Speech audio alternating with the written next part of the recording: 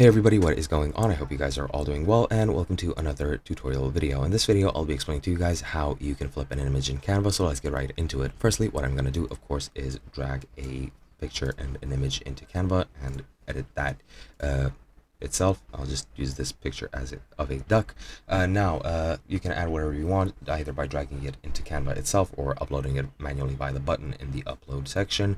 But once you get the picture in the presentation, you need to click on it to select it, and from here you can right click on it, and then I'm pretty sure there is an option, or rather there was an option. It looks like there isn't at the current moment, but there is another option, that is the flip button, which is the second from the left at the top toolbar. You just click flip, and you can flip horizontally, flip vertically, as you can see here, or you can flip both, which pretty much does a diagonal sort of effect.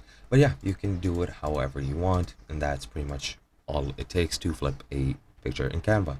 Hope you guys enjoyed, and I'll be seeing you guys in another video.